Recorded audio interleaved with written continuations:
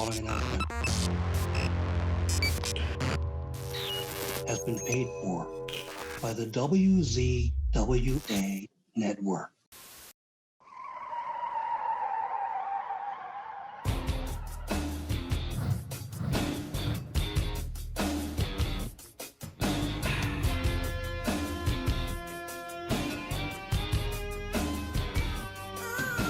Ladies and gentlemen, welcome to the Insider's Edge podcast here on the WZWA Network. I'm your host with the most on the West Coast, Karlifornia Fury. A joy, an honor, a privilege to be with you all once again. And speaking again of a joy, honor, and privilege, I get to speak to a guy right here, right now that I got to watch perform when I first became a professional wrestling fan in the 90s. I'm excited to talk to this guy. I can't wait.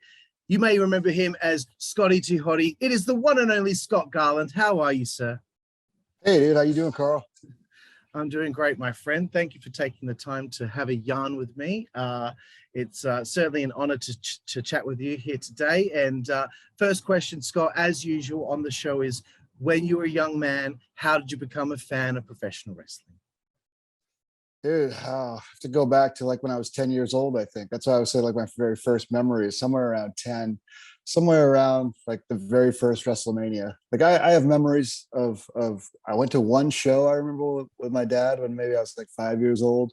And then I remember Andre the Giant was there. That's all I remember. I fell asleep and I remember Andre the Giant was there. You know, it was right around the first WrestleMania. And dude, I was hooked from the beginning. It's all I ever wanted to do. Yeah, I've done about 100 or so interviews at the moment at this stage, and it seems to be the same case with everyone. As soon as they saw it, that was it. They were hooked. Nothing else could change the trajectory of where they were headed in their life. No. So it's still all I want to do, you know, all these years later. So that is super cool. 10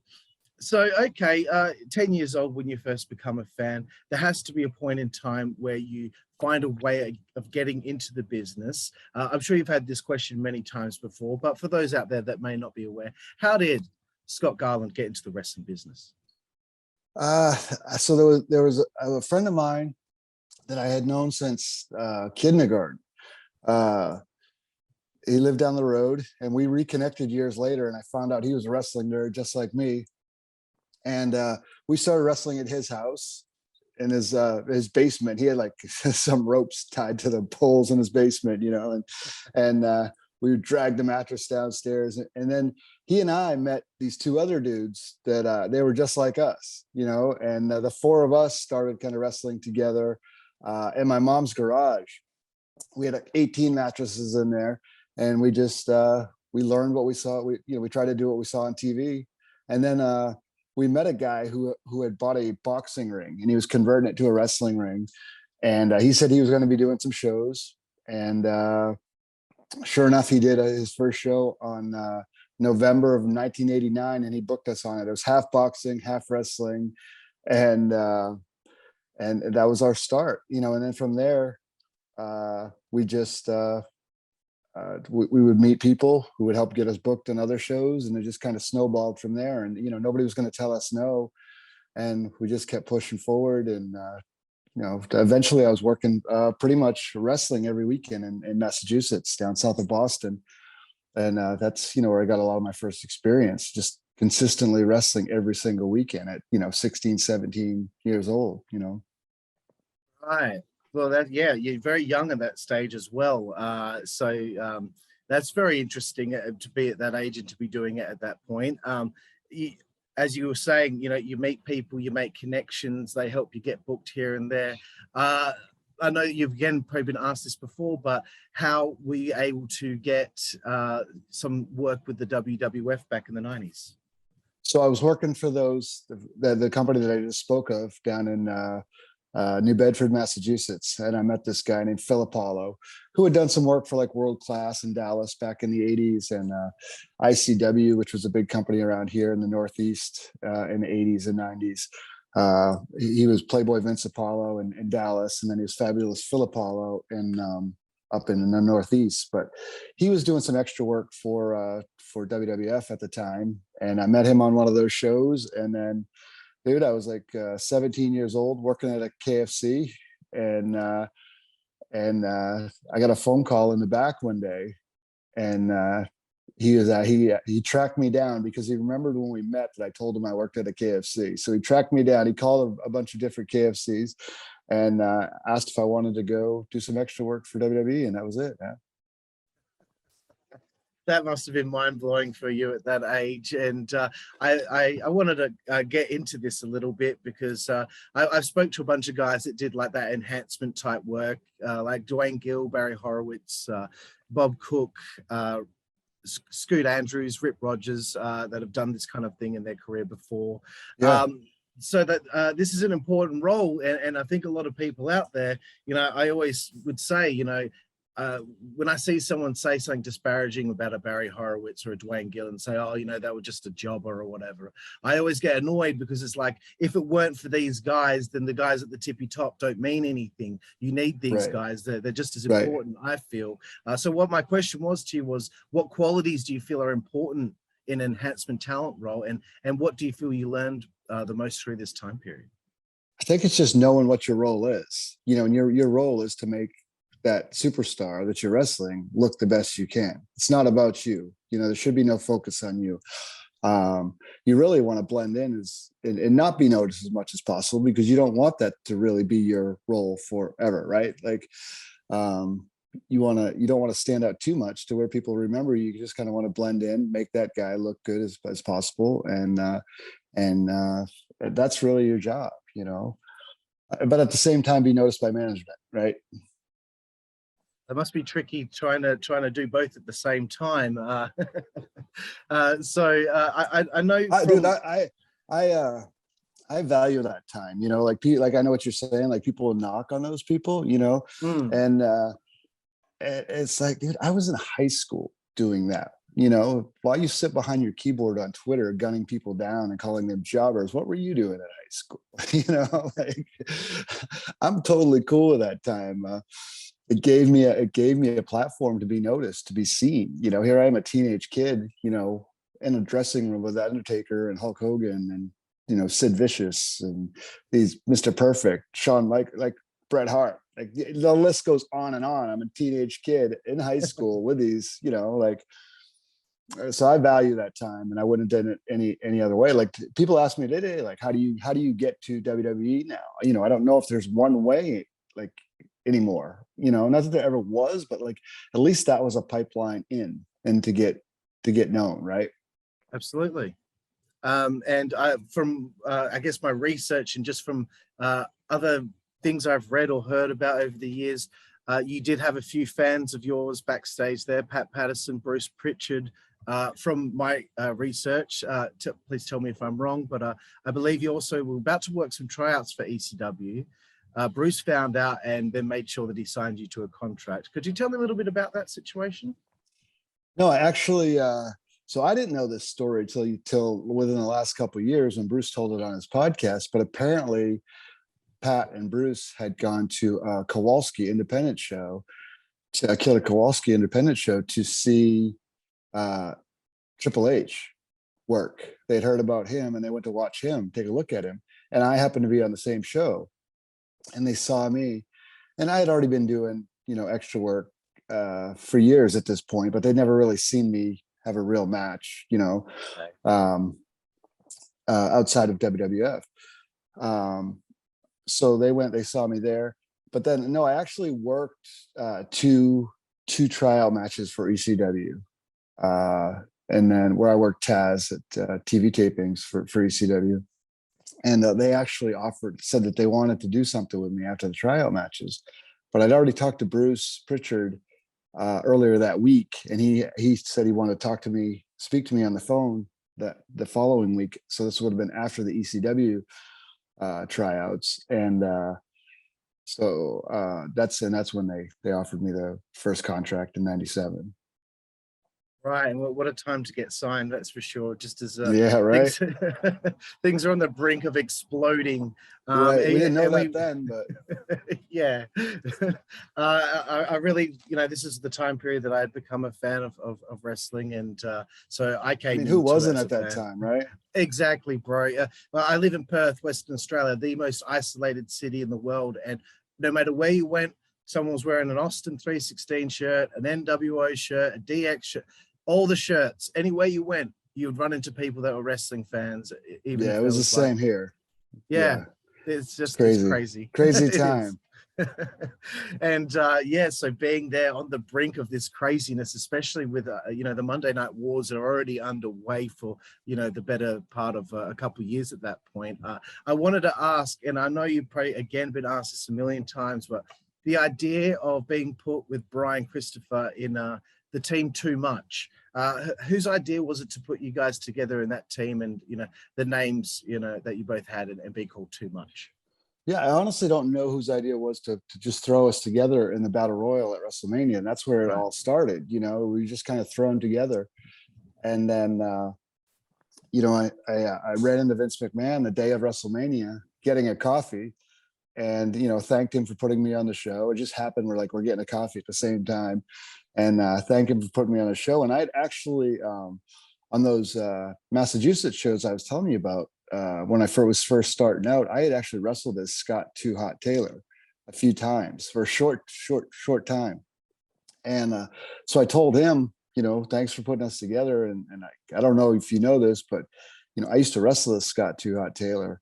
And Brian, I know Brian's too sexy, Brian Christopher. So I don't know if there's anything to that. And he said, oh, thanks for telling me, let me think about that. And the next week we were Too Much. So that's how it all started, man. Right place, right time. And if we hadn't had that conversation, who knows what would have happened? Might have been a one-off at WrestleMania, Right. It's kind of like the butterfly effect. You never know what would have happened if that one little thing didn't happen. Right. But yeah, it is WrestleMania 14 on March 29th, 15 tag team battle royal. For you at this stage of your life, this has got to feel pretty special to perform in a WrestleMania. How were you feeling with all that?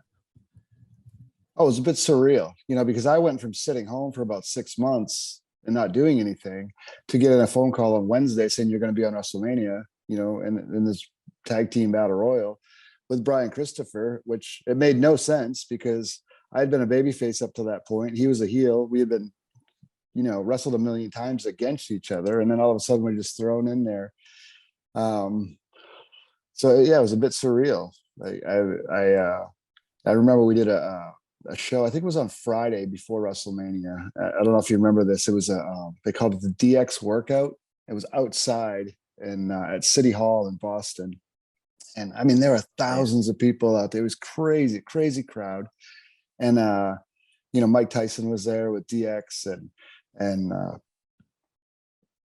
I had a match with Taka Michinoku, and it was insane, so, and we had a pre-show meeting in the hotel before the show. And I remember Vince McMahon is there, Mike Tyson's there, Shawn Michaels there, Triple H. And I'm going, how the heck did I get here? 2 days ago, I was sitting home getting ready to be released. And now here I am sitting in this meeting with this, and it was a small crew. There were maybe 3 matches.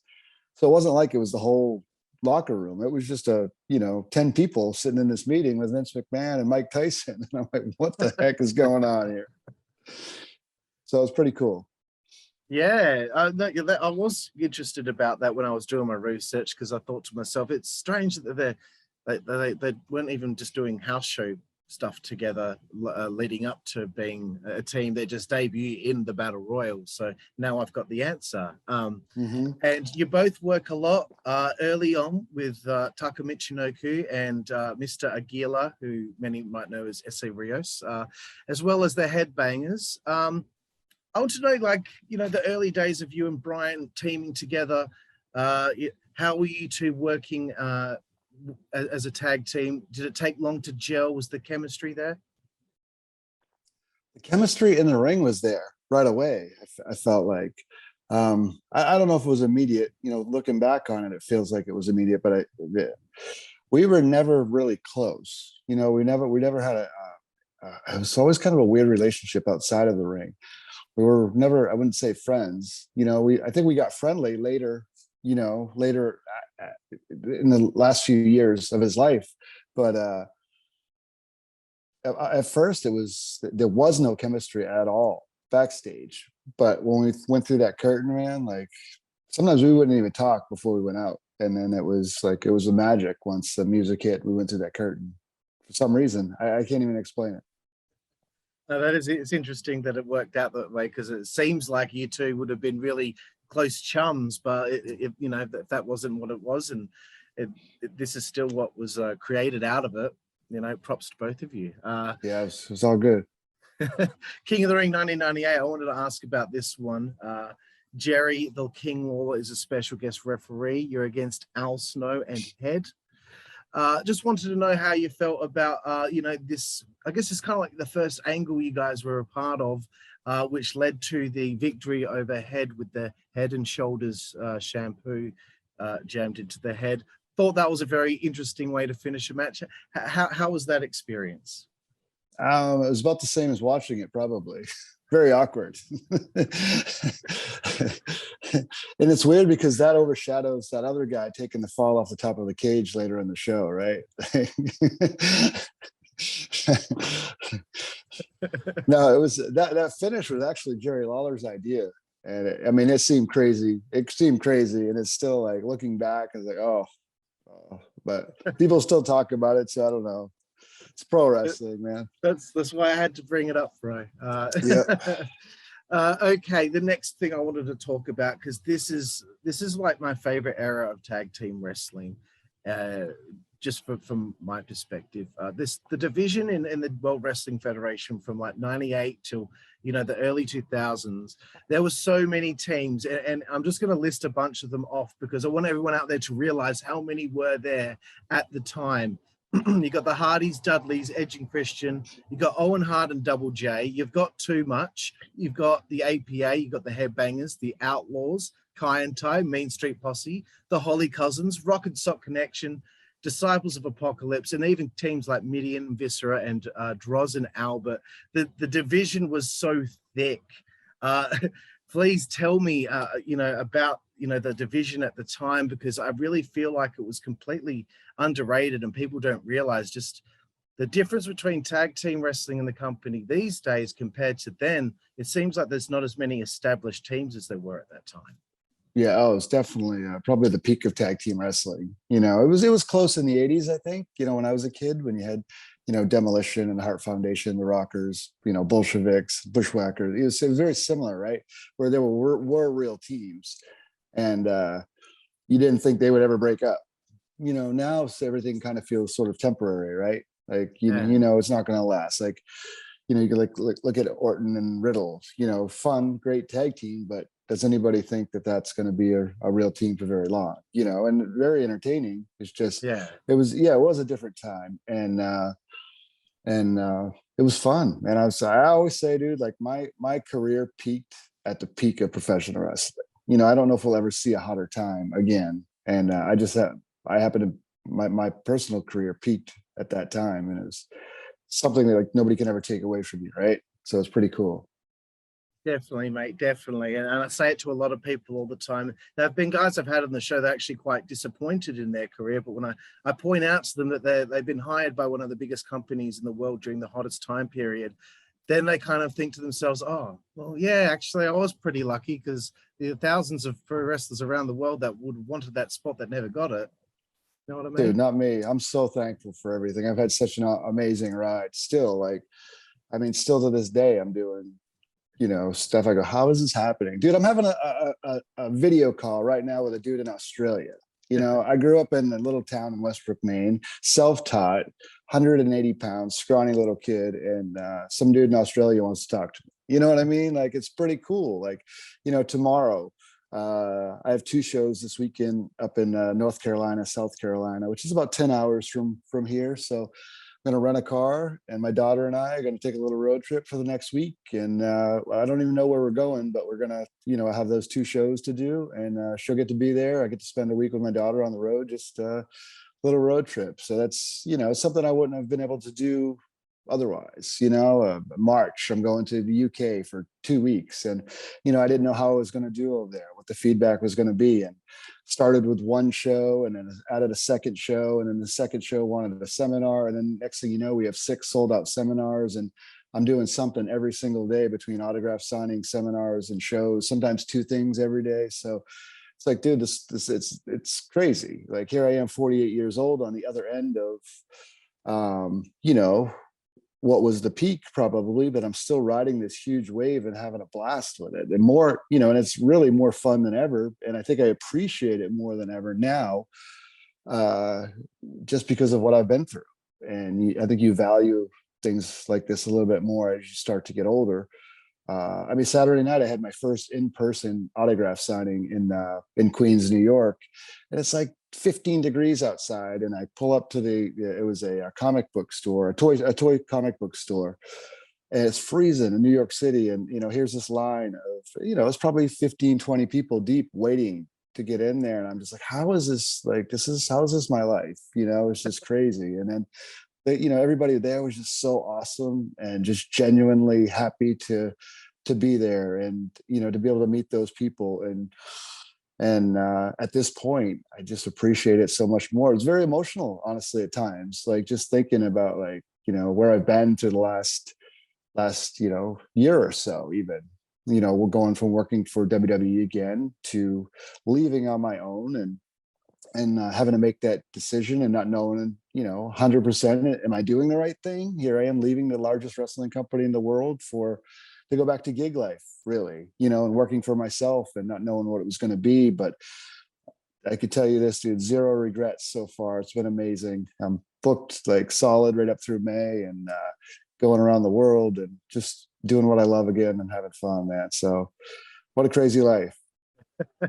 Absolutely, bro. I'm really happy to hear that. It always makes me really happy to know, some people don't have regrets and they're very happy with where they're at. I don't understand that sometimes. Like, nobody forces you to do this, right? Like, if it's that bad, you can always walk away and go do something else. So for the people that get negative about it and act like they were shafted in some way and they deserve something else, like, man, like, nobody's making me do this. At any time I can go find something else to do, but I try to find the positive in it all. It's it's not always great. It's you spend a lot of time away from home, and there are no guarantees. But I mean, in today's world, what are there for guarantees in the workplace? People that have, at least here, people work for a company for 30 years and then they're fired for a younger person, Yeah.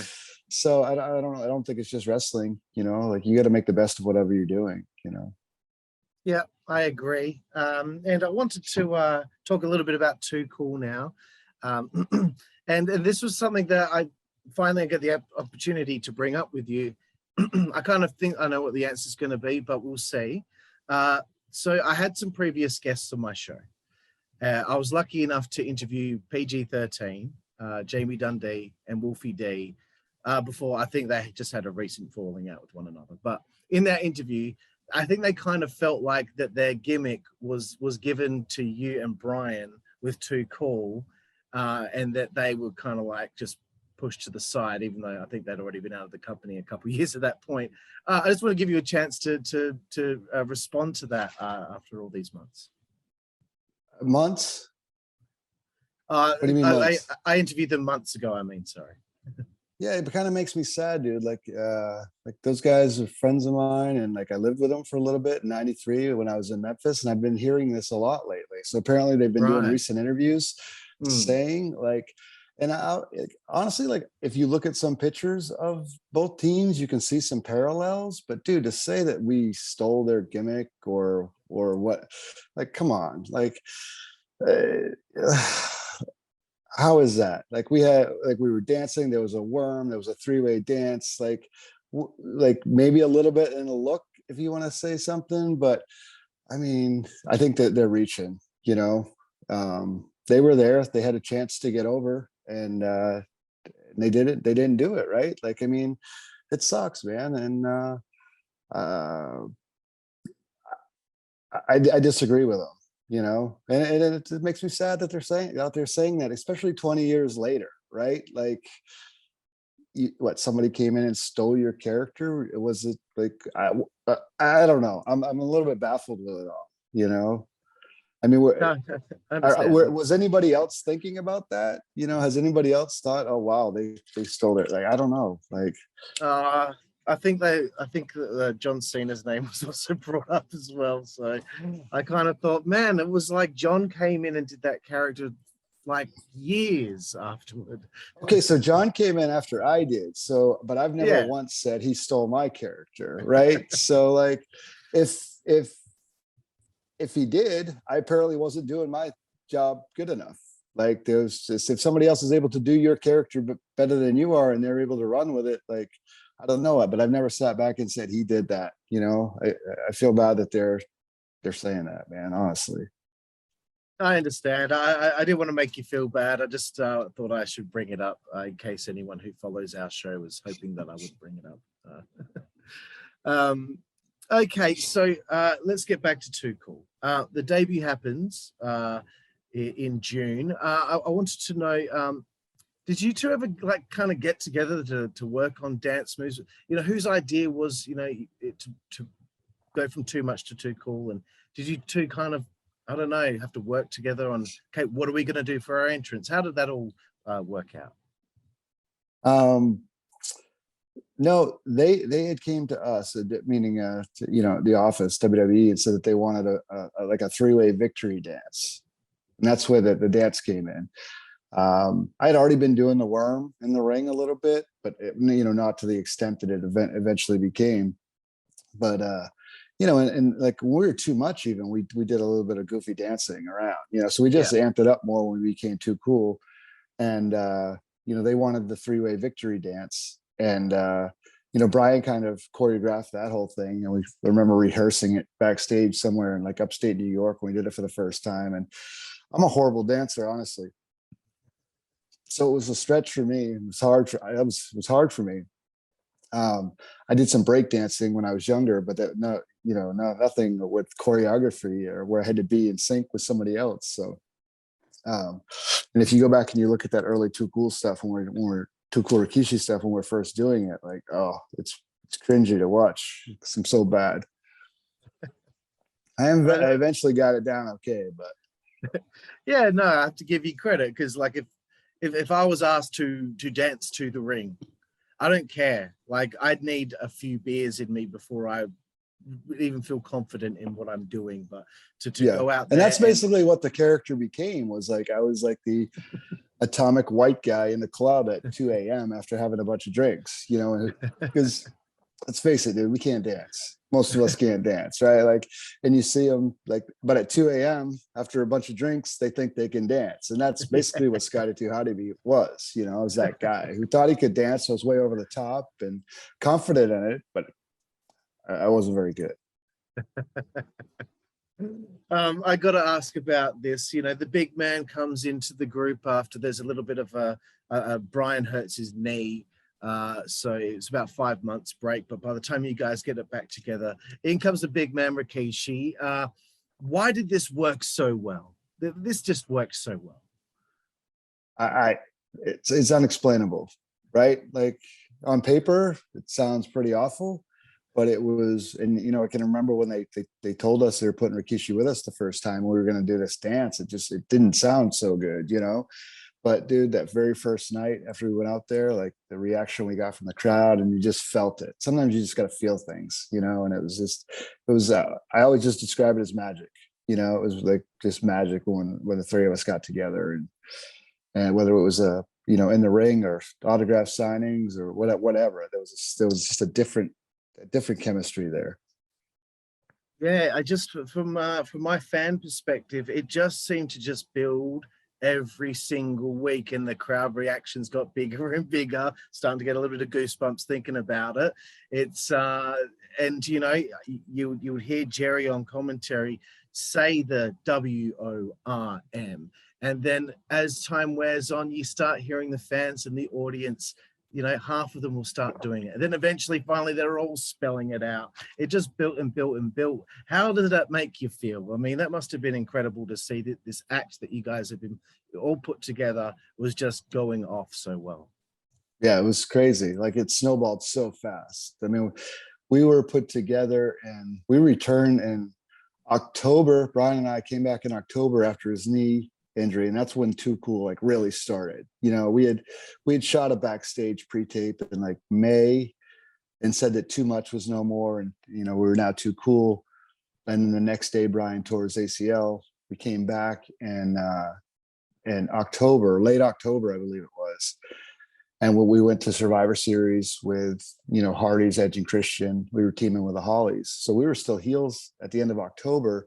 Yeah. Around December, I mean, that was November, Survivor Series. And then December, I believe they put Rikishi with us. And then if you think Royal Rumble of January, in January is when we had the incredible moment in the middle of the Royal Rumble, or, you know, magical, like crazy moment, right? Where we were just super over baby faces, it felt like at that point, you know? So it happened fast.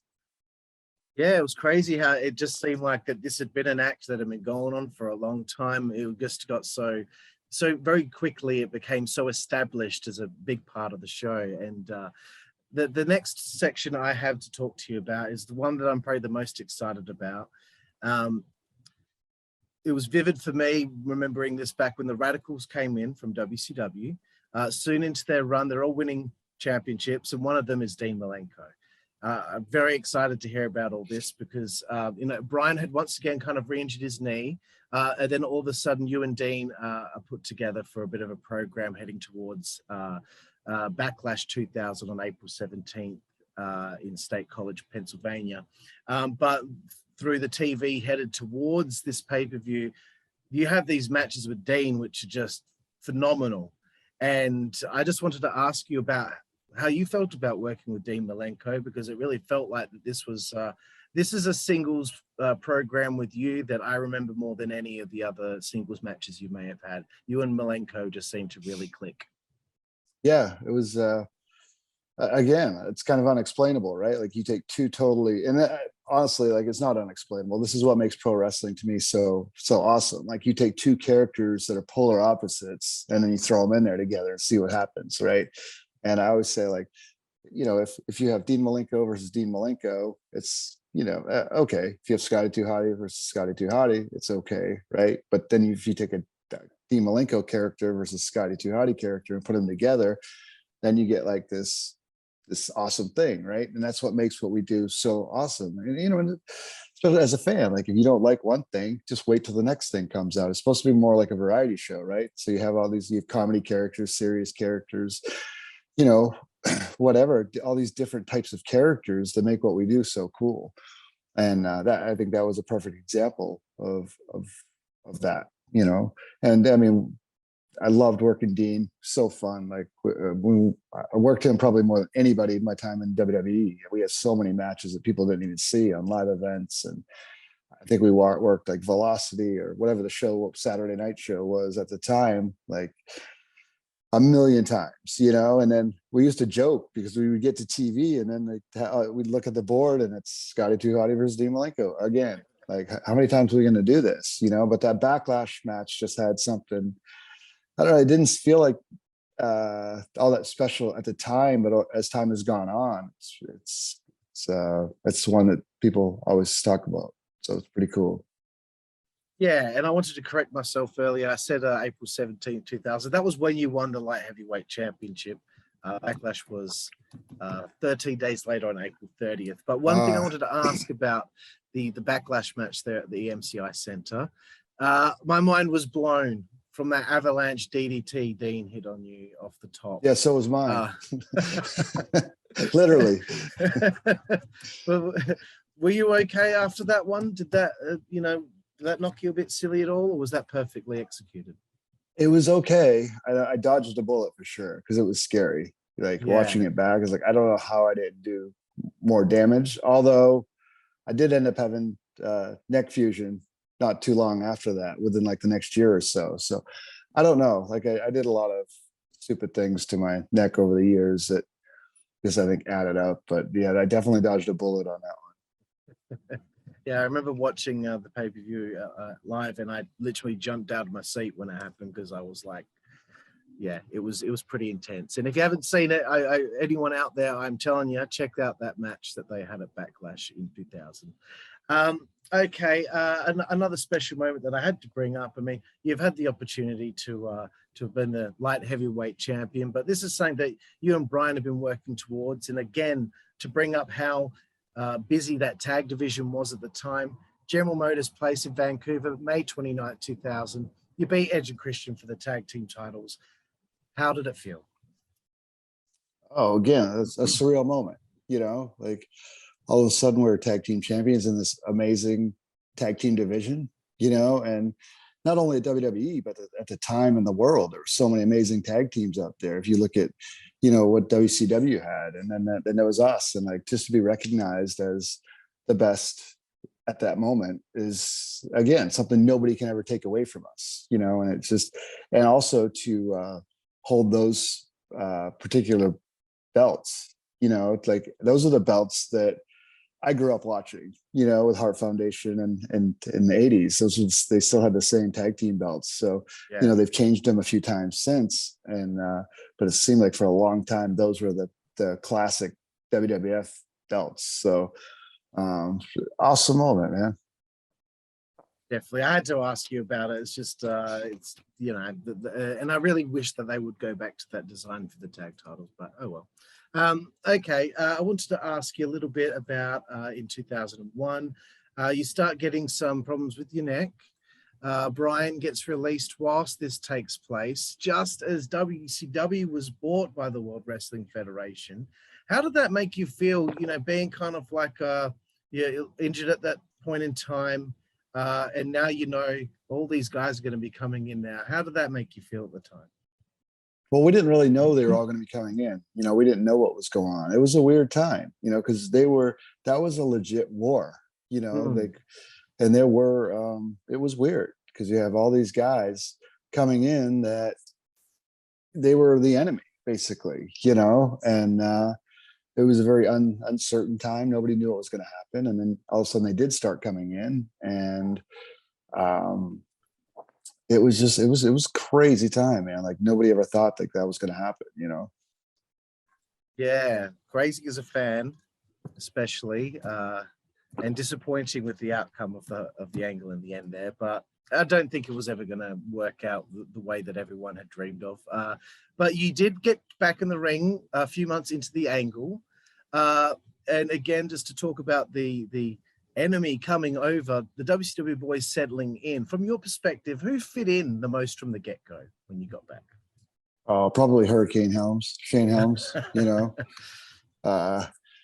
It's funny, you know, he was a WCW guy, right? But now he's such a WWE guy, right? Like, yeah, I mean, he's great dude. I've had some awesome time. I mean, we've been around the world. Even after we left WWE, we did so many cool things together outside, you know, and you know, Chile and Ecuador and, you know, South America, you know, here in the States, like just, but who else? I mean, I think Booker T, you know, was a good fit.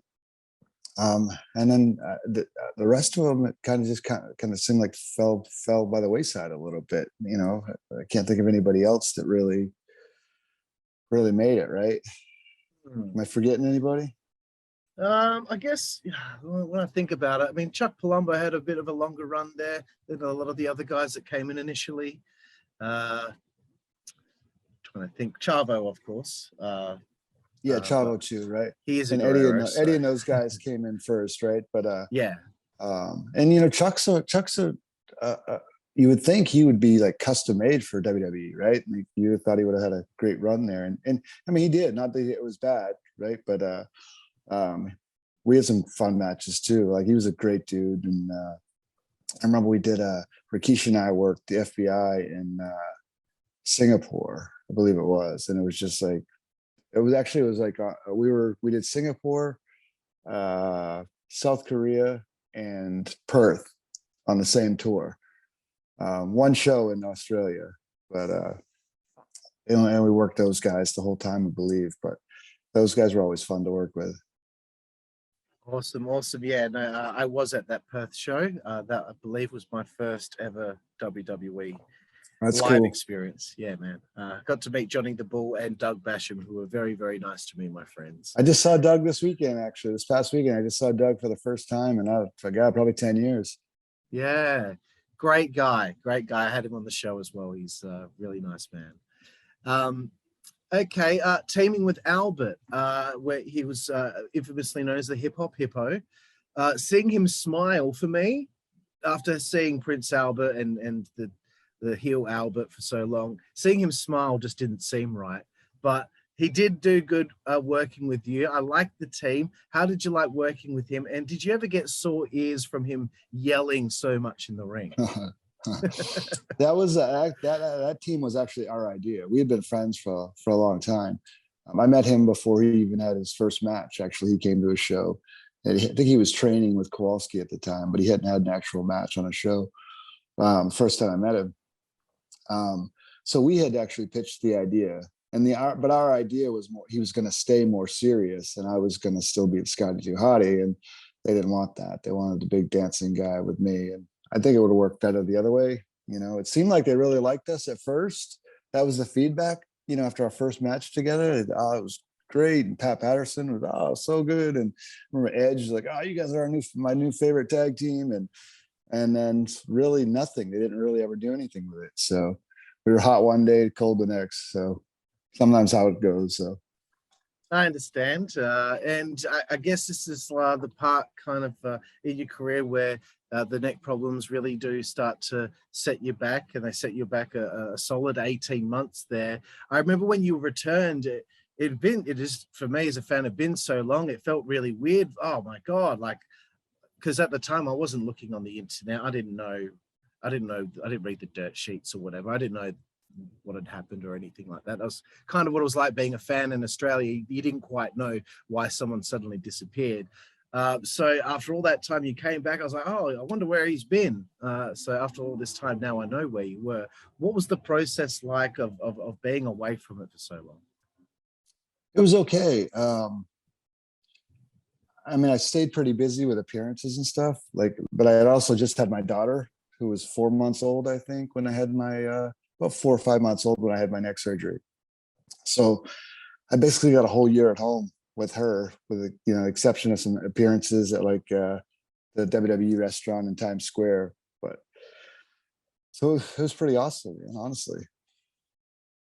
Took another couple screws in the neck for a year off paid. Well, that's good then. That it gave you time to be with your young daughter. You did come back, and this is interesting because sometimes you're hot, sometimes you're not, and then you come back after all this time and hoping to get hot again. You team with Keish, you win the tag titles again, and you get to defend them at WrestleMania 20. So did this kind of feel a little bit triumphant for you that you could go away all this time, but come back and go back and work with Rikishi and get hot again and get on the biggest show of the year? Yeah, for sure. I mean, WrestleMania 20, Madison Square Garden, tag team champions, doesn't get much better than that, right? I don't think we ever got as hot as we once were, the three of us. It was just something special about the three of us together. But it was still awesome. I honestly think that's when I really learned how to work and how to work an audience, was that during that tag team run with Rikishi. We just had a formula that really worked, and we played well off each other. And I just really learned a lot about timing and psychology and like I said, working an audience.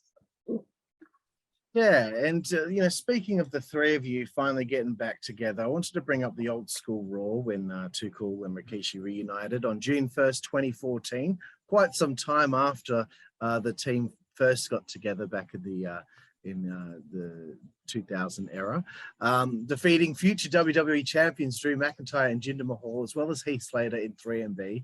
After all those years, how cool was it to get back together with the other two and have this moment of nostalgia, I suppose you could say?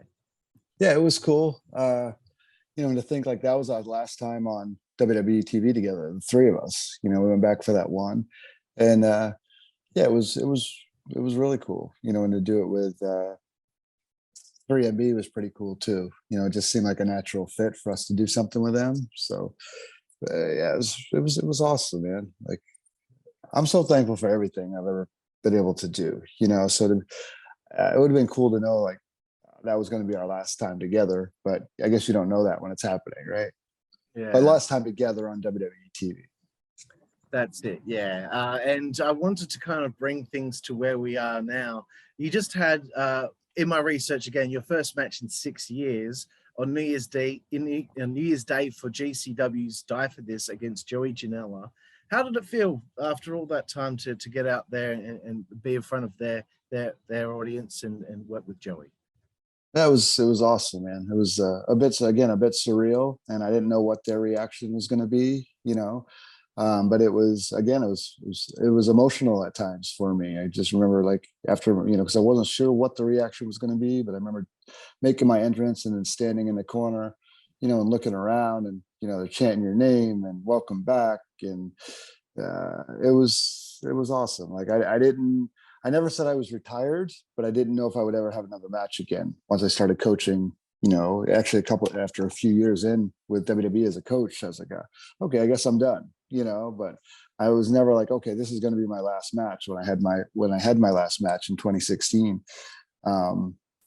So I'm having a blast, man. I'm out there, like I said, busy and just trying to do unique things and have some cool life experiences. And to me, it's not all about the money. So if I can do something cool and go somewhere cool and meet some cool people, like I'm there. As long as I keep saying, hey, if it's fun, I'm there. If it's not going to be fun, I have no interest in it.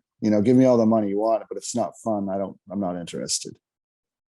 That sounds cool, man. I really dig that. And I guess I should, people probably get angry with me if I don't ask about your time working. I guess you're working the Performance Center, is that correct? Yeah, man. I would expect you to ask that, man. Like, I'm very, again, very thankful for it. I had an awesome experience. I had no idea how much I would love coaching. I fell in love with the job. I fell in love with my talent. You create these relationships with your talent that I didn't never realize that I would have, to the point where they become almost like your children, and you're watching them grow, and they go through high school, which is the Performance Center, and then all of a sudden they go off to college, and and then I'm sitting in the gym and on the treadmill, and I see my people up there on the TV in the gym, or maybe it just might be a commercial, or see Street Profits doing all these commercials, or Lacey Evans doing different TV shows. Like, this is a girl I taught how to throw a punch, and named her punch with her, and like saw her grow, and and they had, at that time, they had no idea what they were going to become. They all have dreams and goals, but there are no guarantees, right? So to see it paying off for them after they've left me, and seeing them do stuff that I remember working with them on in the ring, is pretty cool, man. Like, so I'm very thankful, like, for that time. And now, not only that, like, now I'm doing seminars and coaching seminars, and I learned how to coach. I never went through a wrestling school, so I didn't know how I would do as a coach, because I never did drills or classes. And so I've kind of put together my own stuff, and I do these seminars now, and just I try to keep everything positive and keep a positive outlook on everything, and to try to teach these people that want to do this, like you're the only one that can hold yourself back. Especially today, man. Like, you can be your own promoter with all these social media outlets and YouTube, and like, you can create your own vision, and you can become who you want as a character, and you can put it out there. You have control over that, and as I do at this point, and promote yourself. Like, you're the only one, like, and there's so many different ways to make money with this now that there weren't before, with companies like Pro Wrestling Tees or Cameo, or like, if you make your value like big enough, you can do all that stuff, and you have this different means of income from it, I think. So again, if it wasn't for my time at the Performance Center, I don't know if I'd want to go out and do seminars at this point. So I worked with some amazing people, incredible people, people to be friends for life, in that time. And the last show I did was the WrestleMania on sale in Dallas, in Dallas Cowboys Stadium. which is where WrestleMania will be. And, I did the on sale show. We had I think 6 matches maybe, at the on sale. And the very last segment that I worked on was Reina, Raquel Gonzalez against Dakota Kai. And it ended with Rhea and Raquel standing tall in the ring together in Dallas Stadium, who were two, they're what I call I have my guys and my girls, people that I feel like I was close with and had a relationship with, and they're my girls, So when I saw them blossom and grow and gain a confidence that they didn't have when I first met them, and now they're both superstars, and they're at one point, they didn't know, I didn't know what they were going to do, but now here they are standing in the middle of Dallas Cowboys Stadium to close the show, and I'm working on that segment. So that's a great way to go out for me. I'm happy with that, and to walk away on my own was a goal of mine, and that's what I did. I wasn't happy on a day-to-day basis with what was going on there, and with what they were wanting me to teach. And I just felt it was time to go. So that's what I did, Fair enough. And I'm happy for you. And I guess another question I wanted to have as we get to the tail end here, Scott, was a typical day as a trainer at the Performance Center. Could you just, what would the process be from the moment you wake up to the moment that you finally get back and get to bed? That a whole day as a trainer in the Performance Center. Actually, it was a pretty good gig. It wasn't like I was working full days. I would go in, I would have maybe a 2 or 3 hour class, and on most days, but then other days would be like a TV day where I'm in it, for a class from 10 to noon or whatever, and then we have production meeting for TV the next day, and then it ends up being a 12-hour day. So it could be either a 2-hour day or a 12-hour day. But most of the time it was just 2 or 3 hour class, and it was great. Again, man, and most of the time I wouldn't go in with a solid plan in mind because I wasn't sure who was going to be in the class. I might have 18 people in the class, but only 4 show up. So it's hard to plan anything. I think that machine there is running 100 miles an hour. And you just don't know from day to day who you're going to have. But so we just kind of go in and we'd work with whoever we have and whatever we have to work on and what they want to work on usually, Excellent. I guess another question I have for you was, I feel like you might have a unique perspective on something like this because you were a part of the WWF, WWE through a few different eras there. If you talk in the mid 90s, I know you were doing enhancement stuff, but this is kind of like the new generation. And then there's the Attitude Era. Then, of course, there's all the other crazy things going on with the Monday Night Wars and WCW and them getting bought out. Ruthless Aggression, that era as well. These are all times when the television product is getting quite a lot of ratings, and the product is pretty solid stuff. From your perspective, what do you think WWE could implement from those previous eras that you've seen all the success in that may help the TV product and maybe get the ratings back up to a higher rating than it has been? Honestly, I don't work for them anymore, man. So they can do whatever they want. I'm just I'm having fun with what I'm doing. They can do what they want. It's their company, and that's why I walked away, because I'm not going to change them. They're a $1 billion company, and it apparently works for them. It's just I didn't want to. I wasn't on board with what they were doing. So best of luck to them. Dude, I'm still a fan. You know what I mean? I don't want to sound bitter in any way. It's up to them, man.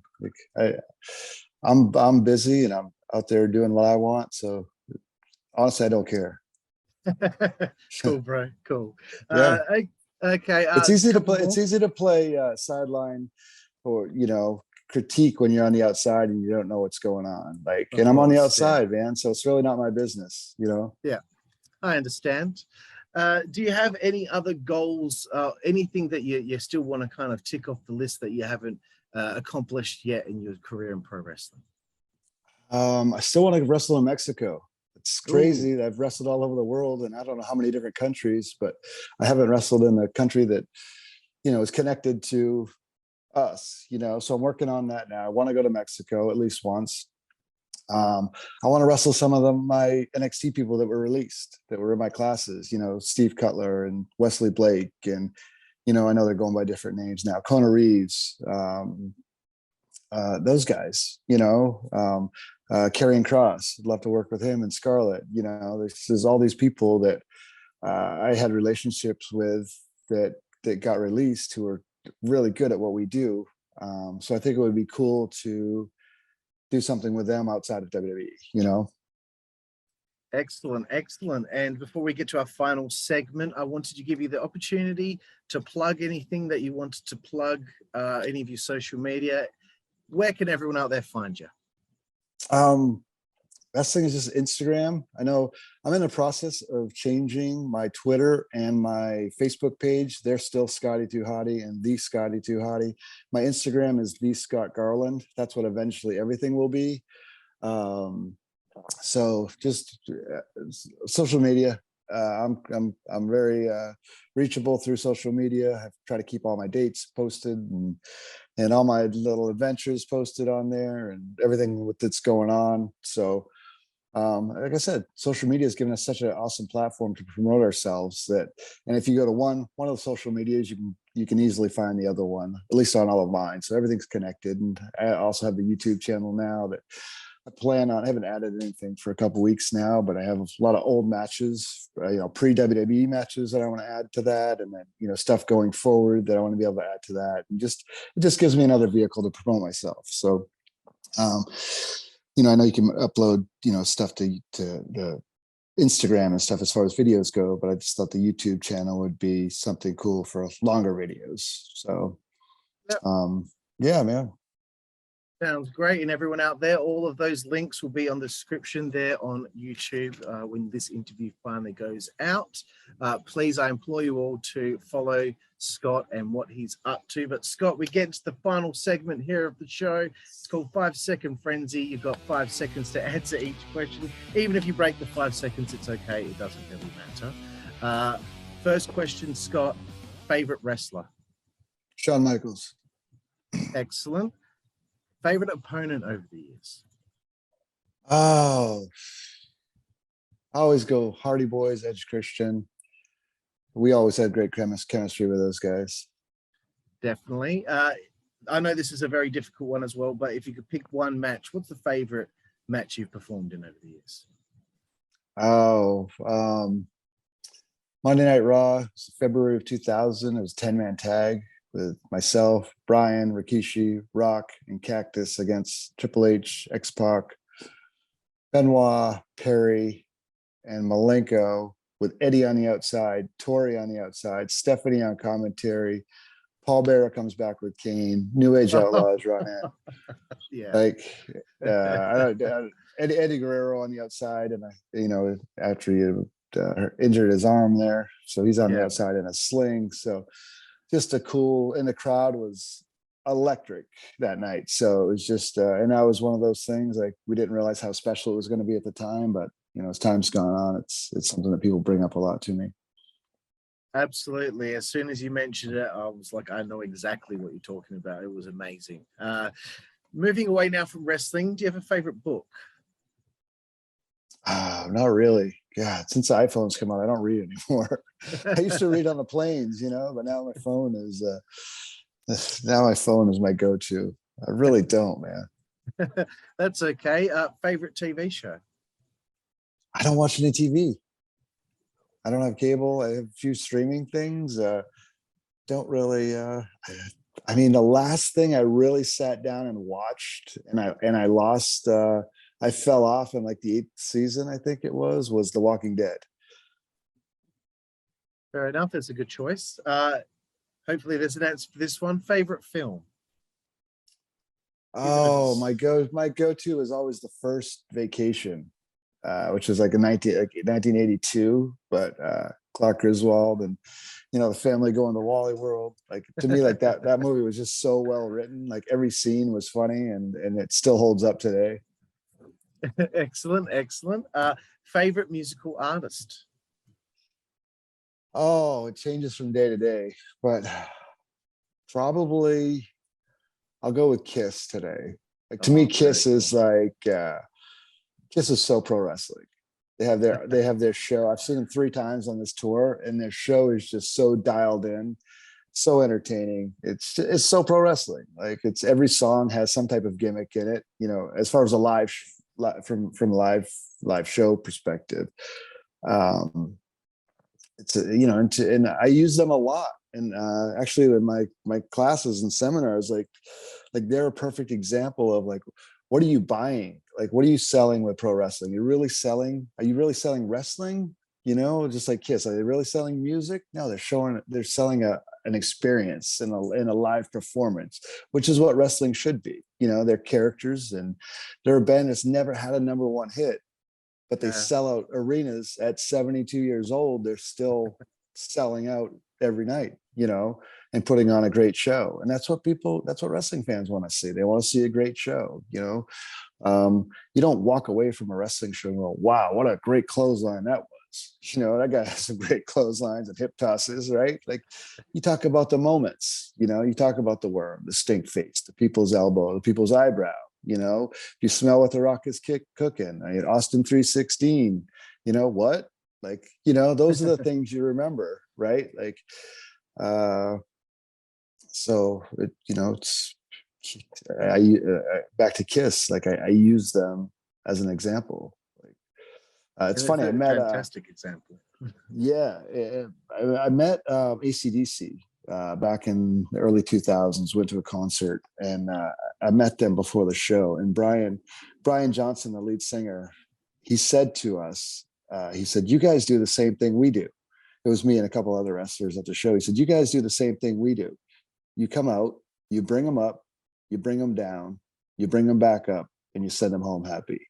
And I was like, that's crazy that this dude gets that. You know what I mean? Like, it's so true. Like, that's what people want. They just want to escape their life, you know, their problems and their real world bills and all that stuff. And whether it's wrestling, comedy, or a concert, they just want to go out and have some fun. And you know, that's something that I try to hit home in my seminars. It's like you have to give them moments and make them forget the real world for a minute, you know, and they don't want to overthink. You know, sometimes I feel like we force them to think. They don't want to think. They want to be spoon-fed a story and just have some fun.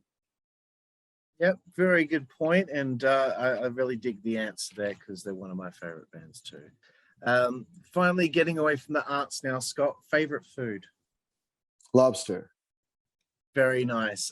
Favorite place to eat on the road? Oh, man, I don't know.